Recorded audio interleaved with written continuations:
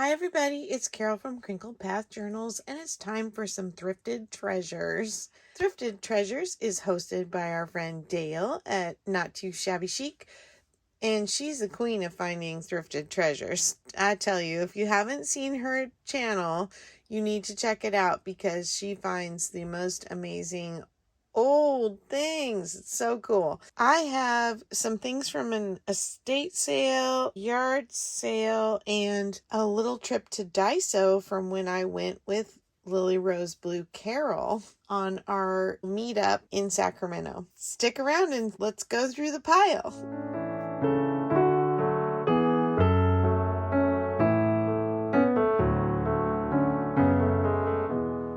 Okay, first let's look at what I got at Daiso with Carol from Lily Rose Blue. We both got some of these. We thought they were cupcake liners. On further inspection, they are actually supposed to be for dipping sauces or appetizer, that if you put it in a regular paper cup, the oil from cooking it or whatever would go through to the table. They are kind of plastic coated on the inside.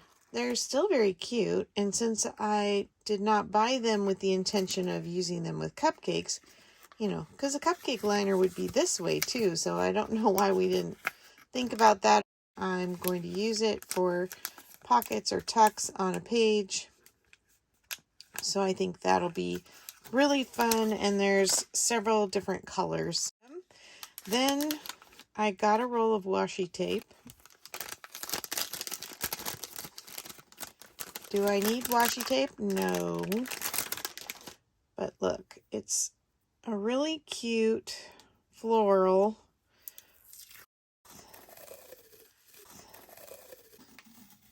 Like this one has a saying. But then these are just cute little bouquets. I think they're really fun. It's the beginning of a new and better day, not a cloud in the sky, and anything is possible. They actually did really well on the translation on that one. Sometimes the translations are really funny. I was telling Carol that my daughter used to always go and buy these gift bags there that said, "For my ordinary friend." She just thought that was so funny.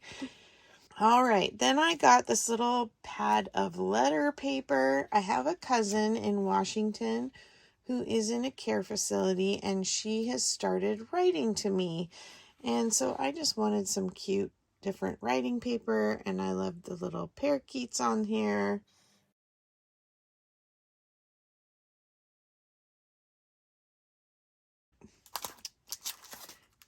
And then I ended up getting some of this contact paper, but it has the Pooh Bear characters on it. And I had such a fun day with Carol, and it was just a treat to go shopping with her and then have dinner together and kind of do a little tour of downtown Sacramento. Next, I got some old items from an estate sale. First, I picked up these two teacher plan books. This is 1957-1958 daily plan book for kindergarten. And this one, let's see if it's got a date in it.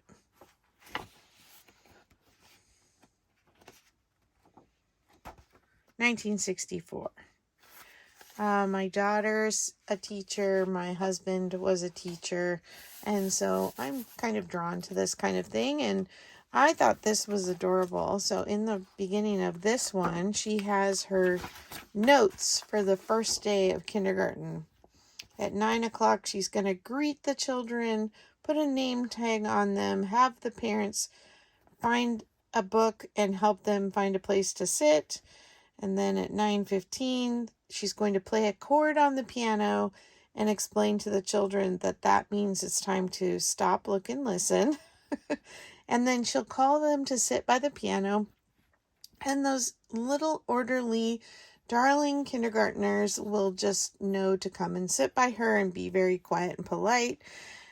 They will take their books back in small groups to put them away after time by the piano.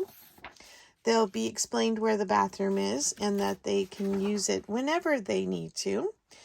Then at 9:45, they'll read a story about the first day of school. At 10, they'll get ready for recess by being explained what the procedures are for recess. Then they will have a 20-minute recess, a 10-minute rest period, and then a 5-minute period of time here where the teacher is going to be planning a short art time, and then they have the art time. And then everybody will show their pictures and talk about them.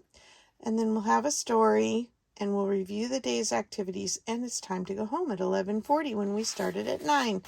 What a realistic day for a kindergartner.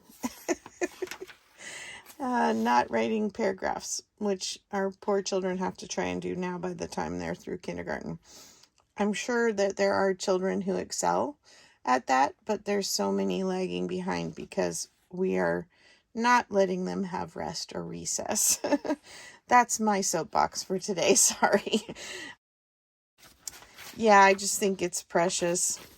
I mean, I remember my kindergarten years and how much I enjoyed them and actually how much I learned because learning was really fun.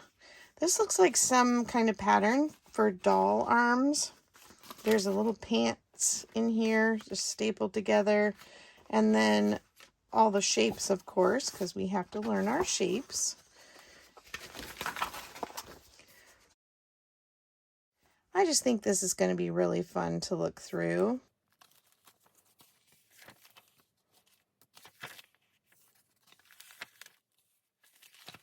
So I have that one. And then this one. A little more going on here in 1964. But we still have a nice long recess. It's been cut down to 15 minutes from 20. Have some science lessons. Oh, some spelling. There's a pretty big section here in the back with blank pages, which ought to be fun to use in journals. I'm just really pleased with these. I think they're fun. Then this is what looks to be an ancient Bible cover, and we have Moses here on the front holding the 10 Commandments, or maybe it's supposed to be God because he's holding this big writing instrument. I'm not sure. The cover is leather and it's been detached from the spine. There's no indication of a year.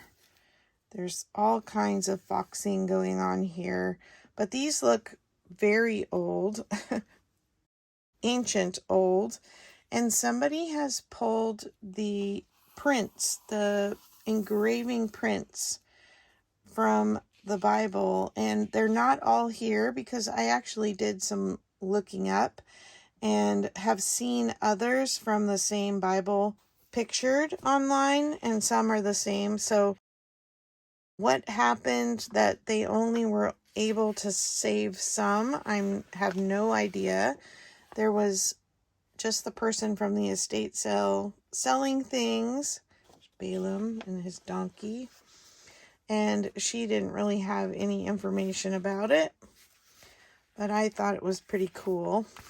There's a little bit of the manuscript here, Judges, Samuel, but mostly that they're part of the prints, so they just took out the leaflet and left the print attached.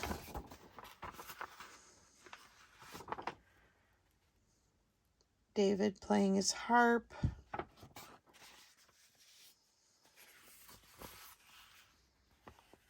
The prophecy of Isaiah. King Herod killing all the children Judas casting his silver away after he had betrayed Jesus.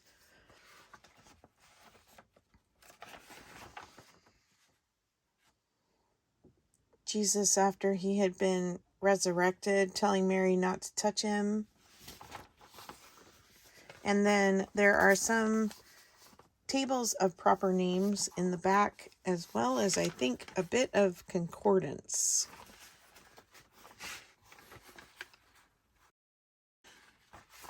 Oh, don't want to fold it.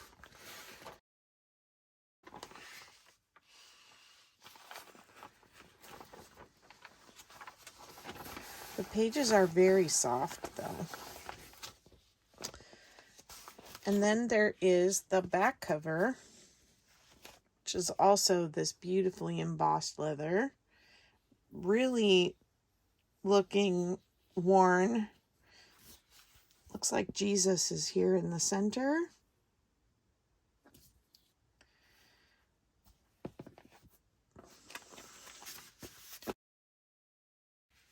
They literally had so many rare books at this estate sale, and they were priced pretty high. Children's books were starting at $10 and up. So I didn't buy any little golden books there. The other thing I bought there was this book of a bunch of, oops, it's upside down. It's just a bunch of memo notebooks, but I loved the different, like, look at the wide lines on this, and the paper's got a nice color to it. It does have a little note-taking in the front, a couple pages, but most of this book is blank. And then we have these 3 subject notebooks. All empty, but I still thought they were great. And sometimes this size will fit in the ring-bound cookbooks.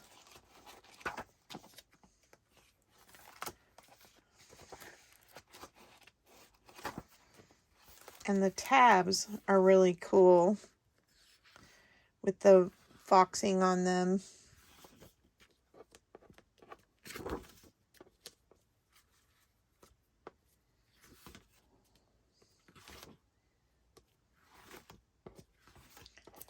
I just thought that was kind of fun, and add some more paper for my junk journals. Let me set this over here.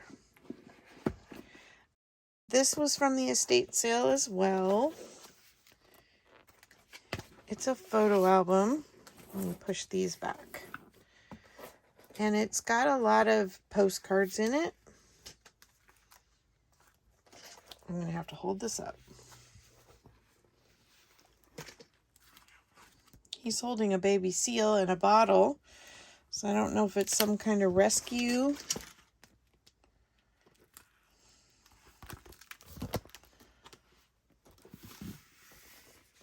Oh, we just did those travel kits. Sarah, I may need to send you a couple more things for your kit just because I found some more.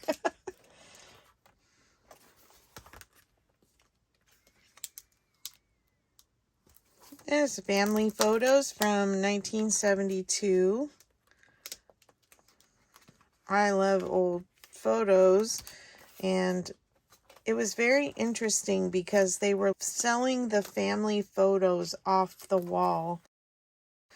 And my daughter said, nobody wanted them. And, looking at the information that I gathered from around the house, this couple that lived there had been very old, like almost 100 years old. And the kids' stuff that was in the house was from early 50s. And so the children are old. And the parents may have outlived their own children. Who knows? But they certainly weren't coming to claim any of their belongings from their childhood. Look at these touring ladies on the Arcadia Jowl cruise to London. And there's a card in here. from 1986.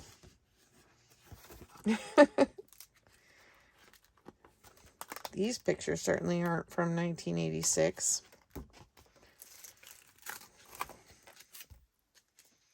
Oh, I thought that was moldy, but it's just the plastic stuck together. Thank goodness. Oh, and we have the Golden Gate Bridge. And this says cruising to Alaska. Vancouver. Fun. Oh, here's some more postcards. Maine.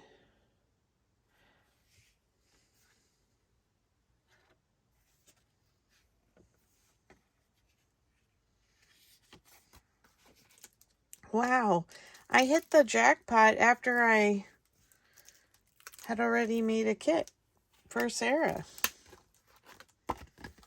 Oh, that's Fort Ross. This is right near where we go every Thanksgiving.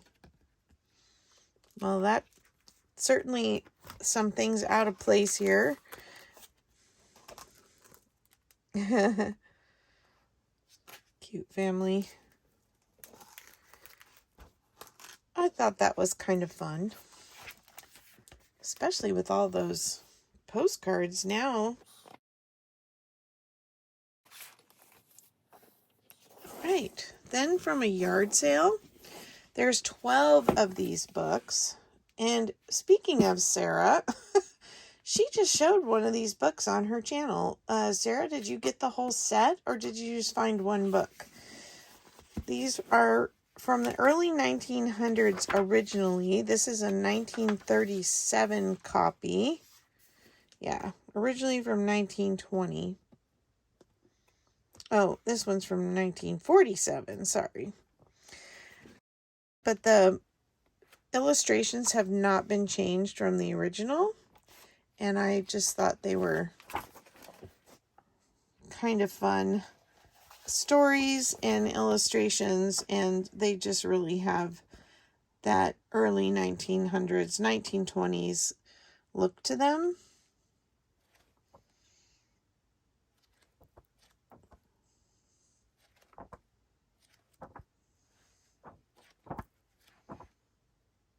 These almost seemed like a pre-childcraft kind of book because there is a book that has to do with parenting, but most of them are stories.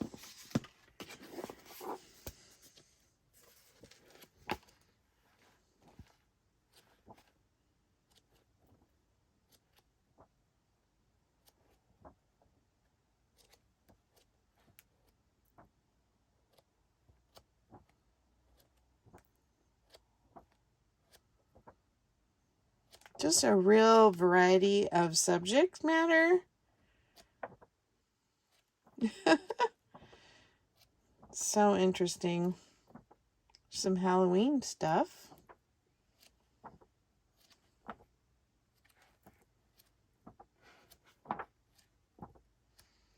Looked like Paul Bunyan there for a second. We passed.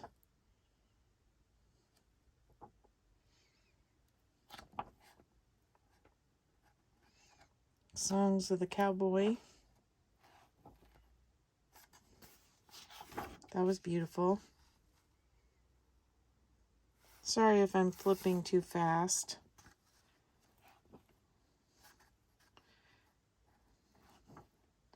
That looks like Johnny Appleseed with his pot on his head. I won't flip through all 12 books. I just grabbed the first 3 I could get my hands on. Oh my, he's being eaten by a dog. Those are some big pictures. Oh, look how beautiful.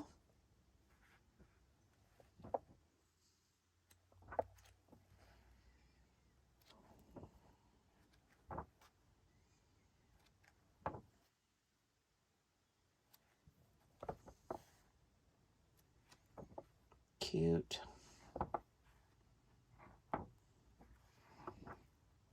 They're in great shape. Oh, we're back to Moses.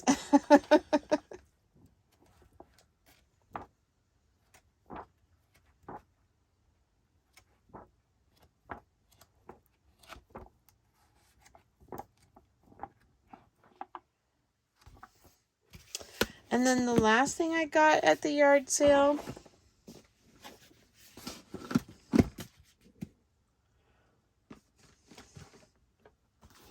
something a little newer after these old books.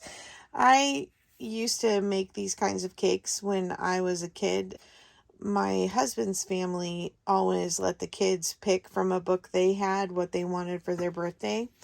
And so I'm guessing this is from around the 70s, which is probably about when my mother-in-law would have been buying a book like this.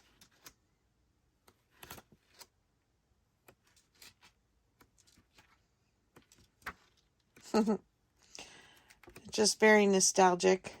Oh, Meg!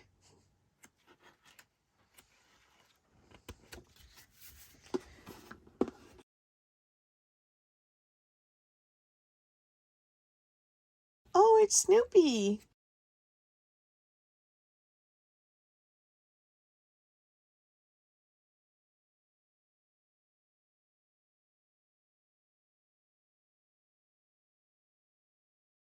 Okay, I got a old password game, 1963, and I think these would make great bases for a journaling card or a tag, and then they can just be tucked in a pocket in a memory journal.